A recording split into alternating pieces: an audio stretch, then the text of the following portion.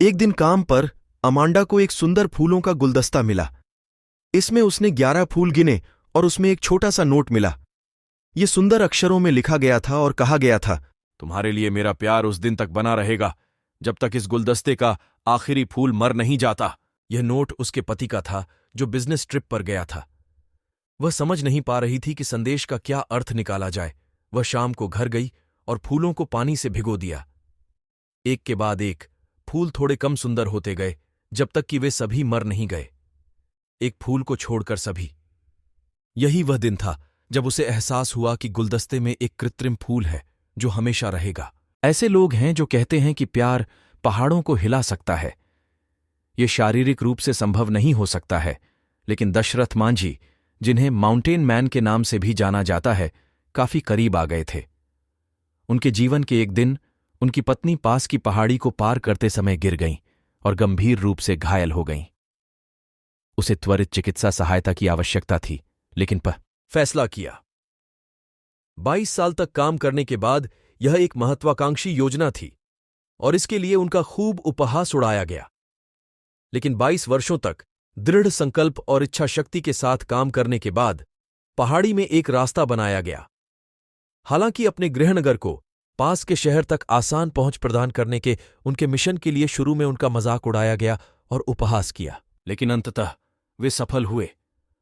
उनके जीवन के कार्यों ने दोनों शहरों के बीच की दूरी को 25 किमी से घटाकर केवल 15 किमी करने में मदद की, ताकि फिर कभी ऐसा न हो। आप किसी से प्यार करते हैं तो आप उसे दिखाने के लिए जितना संभव हो उतने तरीके ढूंढना चाहते हैं, लेकिन कभी कभी केवल मैं तुमसे प्यार करता हूं कहना पर्याप्त नहीं लगता। आखिरकार 3 छोटे शब्द जो आप अपने साथी को नियमित रूप से कहते हैं, कैसे उस गहराई और अर्थ को पकड़ सकते हैं जो आप वास्तव में उनके लिए महसूस करते हैं। बाह्य रूप से उनमें मतभेद थे। वह लॉस एंजल्स में एकल पिता थे। वह एक फैशन स्टाइलिस्ट के रूप में ग्लैमरस, दुनिया भर में घूमने वाली नौकरी के साथ न्यूयॉर्क की रहने वाली थी। उनकी मुलाकात अगस्त 2012 में एक पारस्परिक मित्र द्वारा आयोजित मैराथन डिनर डेट के दौरान हुई थी, जब जो काम के सिलसिले में LA में था। उनके संबंध के बारे में एक रियल बहुत समय पहले किसी ने मुझे सबसे सच्ची प्रेम कहानियों में से एक सुनाई थी। वह यह था, आपके जीवन का वास्तविक मूल्य यह है कि आपने कितना प्यार किया और बदले में आपसे कितना प्यार किया गया। ऐसे युग में जहां लोगों, स्थानों और क्षणों को बहुत आसानी से बदल दिया जाता है, सामाजिक मानदंड एक तरह की सोशल मीडिया डेटिंग के आदी हो गए हैं, जो कि सामान्य बात है।